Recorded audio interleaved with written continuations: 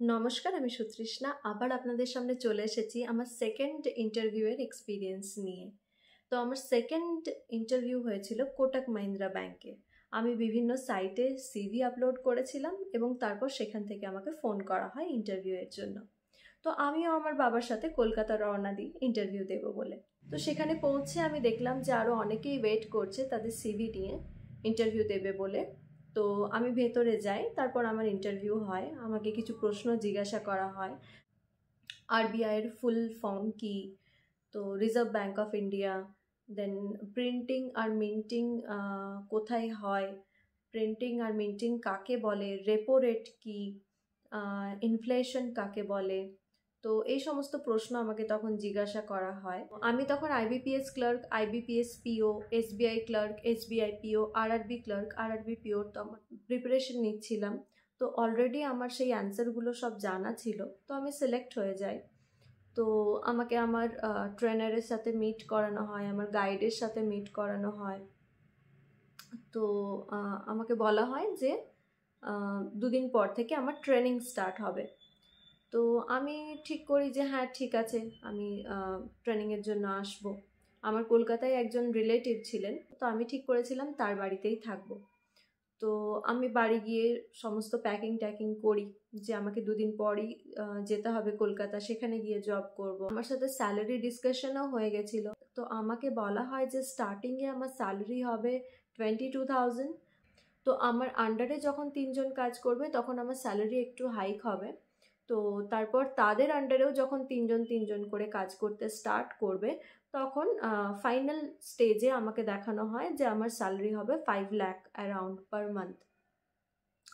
তো তখনও আমি জানতাম না, মানে একটা টার্ম আছে MLM, মাল্টি লেভেল মার্কেটিং।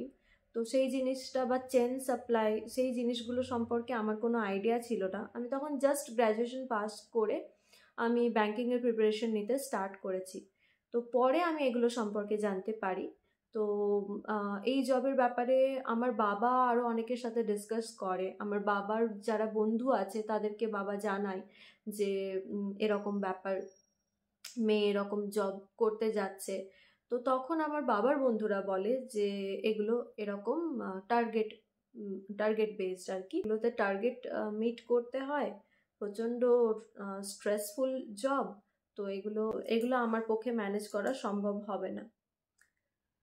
দেখ, ও তো এখনো ছোট, তো এখন পড়াশোনা করো, এখন তো জবের এমন কিছু নেসেসিটি তো নেইও। তো ওকে বল যে এখন যেন এটাই জয়েন না করে। তো বাবাও আমাকে এসে সেটাই বোঝাতে থাকে বাড়িতে যে এটা টার্গেট থাকবে, আমার একটা বন্ধু বলল। তো আমি তো তখন যে না, আমাকে জব করতেই হবে, আমি ইন্টারভিউ দিয়েছি, আমি পেয়েছি, তো আমি যাবই। তো এরকম একটা জেদ ছিল নিজের মনের মধ্যে। আর তারপর স্যালারিও, স্টার্টিং স্যালারি বলেছিল 22,000। তো একটু তো অ্যাট্রাকটিভ ছিলই সেটা, জাস্ট গ্র্যাজুয়েশন পাস করার পর। আর সেটাও আজ থেকে মোটামুটি 7-8 বছর আগে। তো আমার স্বাভাবিকভাবেই ইন্টারেস্ট ছিল।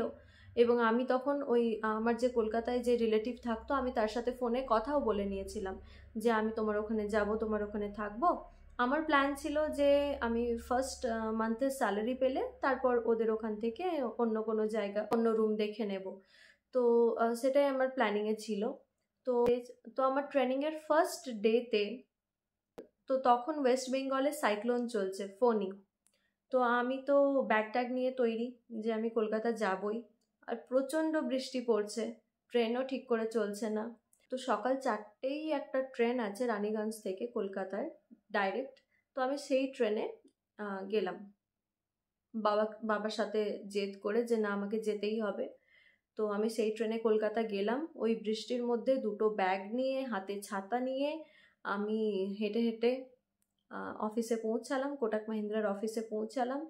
এবং পৌঁছানোর পর জানতে পারলাম যে ট্রেনাররাই আসতে পারেনি বৃষ্টিতে।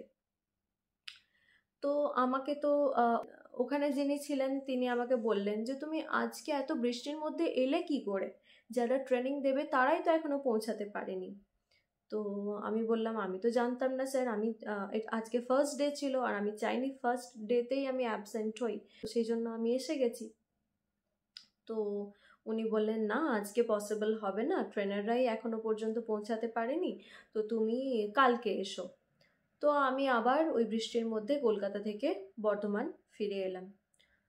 তো বাবা আমাকে আবার ফোন করে বোঝাতে থাকে যে এখন এত কম বয়সে এত স্ট্রেস নেওয়ার কোনো দরকার নেই, এগুলো স্ট্রেসফুল জব, টার্গেট থাকবে, তুই পারবি না, তোর দ্বারা হবে না এসব। তো তারপর আমিও আমার আরও অনেক বন্ধু, অনেক দাদা, এদেরকে জিজ্ঞাসা করি এই জবটা সম্পর্কে, এবং তারাও সেটাই বলে যে হ্যাঁ এগুলো টার্গেট বেসড এবং প্রচণ্ড স্ট্রেসফুল। তো এখন থেকে তোর এতটা স্ট্রেস নেওয়ার সত্যিই কোনো দরকার নেই। আর আমি তখন জাস্ট আমি গ্র্যাজুয়েশন পাস করেছিলাম, তো সেজন্য ফার্স্ট ডেতে আমি এত কষ্ট করে ট্রেনিং নিতে গেছিলাম, কিন্তু তো সবার কথায় কনভিন্সড হয়ে আমি সেকেন্ড ডে থেকে আর গেলামই না সেখানে। তো আমাকে ফোন করা হলো যে তুমি আসছো তো আজকে ট্রেনিংয়ের জন্য। তো আমি বললাম যে না দেখুন বাড়িতে এরকম বারণ করছে, তো আমার পসিবল হবে না। তো তো বাস আমার সেকেন্ড জব ইন্টারভিউয়ের এক্সপিরিয়েন্স কিছুটা এরকম ছিল। আমার খুব ভালো লেগেছে তোমাদের সাথে এই গল্পটা শেয়ার করতে পেরে, এই এক্সপিরিয়েন্সটা শেয়ার করতে পেরে। আশা করি এটা তোমাদের জন্য হেল্পফুল হবে। আর এরকমই হেল্পফুল ভিডিওস দেখতে সাবস্ক্রাইব করে নাও আমাকে, মানে ভার্সেটাইল উইকে। তোমাদের যদি আরও কিছু কোয়েশ্চেন্স থাকে তোমরা অবশ্যই কমেন্ট সেকশনে আমাকে জানাও। আজকের ভিডিও এখানেই শেষ করছি, দেখা হচ্ছে নেক্সট ভিডিওতে। ধন্যবাদ।